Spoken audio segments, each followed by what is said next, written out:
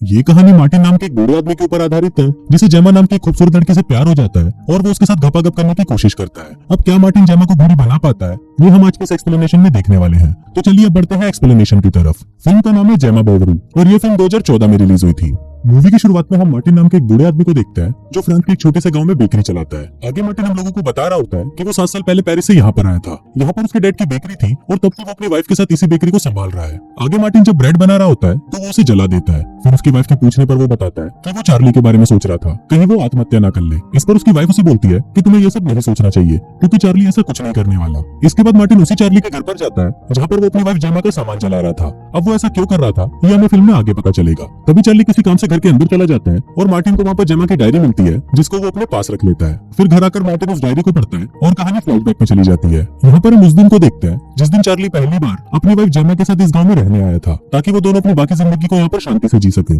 अब अपने गाँव में नए लोगों को देखकर मार्टिन उनके पास जाता है और उन्हें अपना इंट्रोडक्शन देता है। अब इसके कुछ दिनों बाद जेमा और चार्ली मार्टिन की दुकान पर ब्रेड खरीदने जाते हैं। तभी वहाँ पर मार्टिन जेमा को देखता है और वो उसकी खूबसूरती पर लट्टू हो जाता है। इसके बाद जब मार्टिन घर जा रहा था तो उसकी मुलाकात एक बार फिर जेमा से होती है। फिर मार्टिन उसे सुंदर से गार्डन दिखाने लेकर जाता है जिसको देखकर जेमा को बहुत अच्छा लगता है। उसी रात चार्ली मार्टिन के घर पर आता है और उसे बोलता है कि उसके घर की बिजली चली गई है। तभी मार्टिन उसके साथ उसके घर पर जाता है और वो बिजली को वापस चालू कर देता है। तभी वहाँ पर मार्टिन की वाइफ भी आ जाती है और फिर वो चारों मिलकर दारू पीते हुए बातें करने लगते हैं। पर इसी दौरान मार्टिन वहाँ पर सिर्फ जेमा को ही देख रहा होता है। अब ऐसे ही कुछ दिन बीत जाते हैं और फिर एक दिन जब जेमा मार्टिन की बेकरी पर आती है तो वहाँ मार्टिन उसे पूछता है कि क्या तुम्हें जानना है कि मैं इस ब्रेड को कैसे बनाता हूँ। तो जेमा उसे देखने के लिए हाँ बोल देती है। फिर मार्टिन उसे पीछे वाले कमरे में लेके जाता है जहाँ पर वो ब्रेड्स बनाया करता था। फिर जब जेमा भी ब्रेड बनाने लगती है तो मार्टिन उससे पूछता है कि तुम्हें कैसा लग रहा है। इस पर जेमा उसे बोलती है कि मुझे बहुत अच्छा लग रहा है और मुझे ऐसा लग रहा है कि मैं योगा कर रही हूँ। अब उस रूम में बहुत ज्यादा गर्मी थी इसलिए जेमा को भी गर्मी लगने लगती है और वो अपना स्वेटर उतार देती है। तभी उसे देखकर मार्टिन के अंदर हवस जाग जाती है और वो जेमा की बॉडी को देखने लगता है। अगले सीन में हम देखते हैं कि मार्टिन और उसकी वाइफ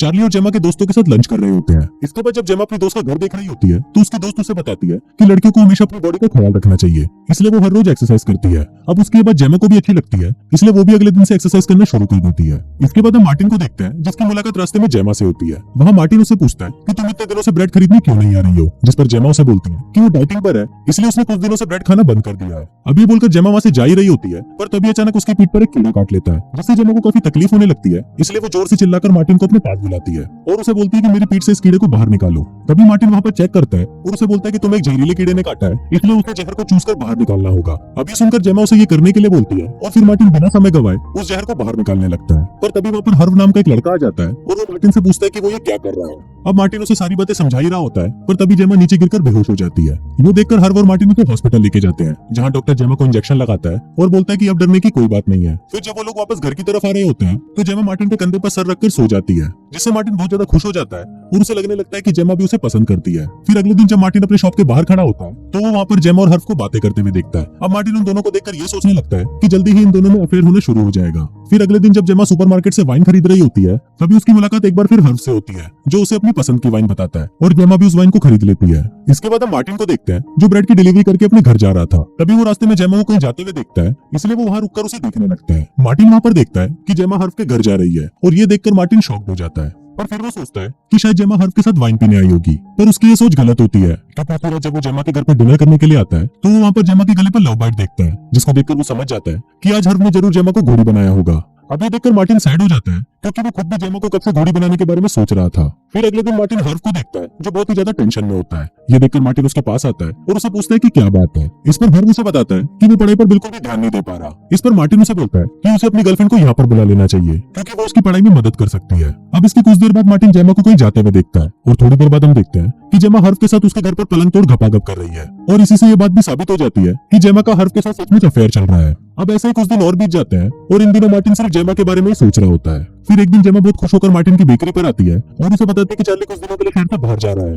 फिर वो वहाँ से कुछ ब्रेड खरीदती है पर जाते वक्त वो ब्रेड का एक टुकड़ा वहीं पर भूल जाती है। इसके बाद मार्टिन उस ब्रेड को जेमा के घर पर देने के लिए जाता है पर तभी उसे वहाँ पर कुछ आवाजें सुनाई देती है जिसको सुनकर वो वहीं पर चुप जाता है। फिर वो चुपके से खिड़की से देखता है कि वहाँ पर जेमा और हर्व साथ में घपाघप कर रहे हैं और घपाघप के बाद जेमा हर्व को आई लव यू बोलती है जिसको सुनकर मार्टिन को बहुत ही ज्यादा गुस्सा आ जाता है। अगले दिन जेमा फिर से हर्व के घर पर घपाघप करने आती है और घपाघप करते वक्त उसे गलती से हर्व की मॉम की कीमती मूर्ति टूट जाती है जिस पर जेमा उसे बोलती है कि वो उसे अपने हस्बैंड से ठीक करवा देगी। इसके बाद वहाँ से जाने से पहले जेमा हर्व को बोलती है कि हम दोनों को भागकर लंदन चले जाना चाहिए जिस पर हर्व भी इसके लिए राजी हो जाता है। अगले सीन में हम देखते हैं कि जेमा को एक लेटर मिलता है जिसको पढ़ने के बाद वो हर्फ से मिलने उसके घर की तरफ निकल जाती है। वहीं हर्फ की मॉम भी घर वापस आ जाती है और जब उन्हें वहां पर उसकी मूर्ति नहीं मिलती तो हर्फ उन्हें बताता है कि उस मूर्ति पर स्क्रैच आ गए थे, जिस वजह से उसने उस मूर्ति को पास ही में एक आदमी को ठीक करने के लिए दे दिया। दूसरी तरफ जेमा हर्फ से मिलने उसके घर आ रही होती है, पर तभी उसे हर्फ का मैसेज आता है और वो उसे बोलता है कि वो उसके साथ लंदन नहीं जा सकता। अब ये पढ़कर जेमा को बहुत बुरा लगता है और वो रोते हुए वापस अपने घर चली जाती है। इसके बाद हम हर्फ की मॉम को देखते हैं जो चार्ली के पास आती है और उससे अपनी मूर्ति मांगती है, जिस पर चार्ली उसे बोलता है कि मेरे पास कोई मूर्ति नहीं है। अभी सुनकर हर्फ की मॉम बहुत गुस्सा हो जाती है और गुस्से में वहां से चली जाती है।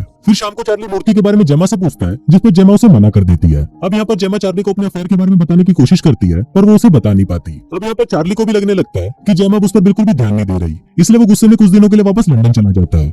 फिर अगले दिन जब मार्टिन रास्ते से घर जा रहा होता है तो वहां पर उसे जेमा का कुत्ता मिलता है, जिसको उठाकर वो उसे जेमा के घर पर ले जाता है। घर पर जेमा उसे एक लेटर पढ़ने के लिए देती है जो कि फ्रेंच में लिखा हुआ था। उस लेटर में हर्फ की मॉम उस मूर्ति के बारे में पूछ रही थी क्योंकि उसे लग रहा था कि वो मूर्ति चार्ली के पास है। फिर जेमा मार्टिन को उस लेटर का जवाब लिखने के लिए बोलती है, जिस पर मार्टिन उसे बोलता है कि वो उसका जवाब 1-2 दिन में लिखकर दे देगा। अब इसके कुछ दिनों बाद जेमा की मुलाकात उसके एक्स बॉयफ्रेंड पैट्रिक से होती है और अगले सीन में मार्टिन उन दोनों को सड़क पर किस करते हुए देखता है, जिसको देखकर मार्टिन शॉक्ड हो जाता है और सोचने लगता है कि जेमा एक ऐसी लड़की है जो किसी के लिए भी घोड़ी बन सकता है। अब अगले दिन पैट्रिक फिर से जेमा के घर पर आता है और फिर जब वो दोनों घर पर बातें कर रहे होते हैं तभी चार्ली भी अपने घर वापस आ जाता है। फिर जब चार्ली घर के अंदर जाता है तो वो तुरंत बाहर आकर जोर जोर से हेल्प के लिए चिल्लाने लगता है। अब ये सुनकर मार्टिन उसके घर के अंदर आता है और वो वहाँ पर जेमा को मरा हुआ देखता है, जिसको देखकर वो शॉक्ड हो जाता है। इसके बाद वहाँ पर पुलिस आती है और वो जेमा की बॉडी को पोस्टमार्टम के लिए ले जाती है। फिर उसी रात जब पोस्टमार्टम की रिपोर्ट आती है तो मार्टिन को पता चलता है कि जेमा की मौत उसके गले में ब्रेड फंसने से हुई है। फिर ये बात मार्टिन अगले दिन फ्यूनरल में चार्ली को बताता है, जिस पर चार्ली उसे बोलता है कि जेमा की मौत उसी की वजह से हुई है, क्योंकि जब वो घर गया तो उसने पैट्रिक को जेमा को घोड़ी बनाते हुए देखा, जिसको देखकर उसे लगा कि वो जेमा के साथ जबरदस्ती कर रहा है,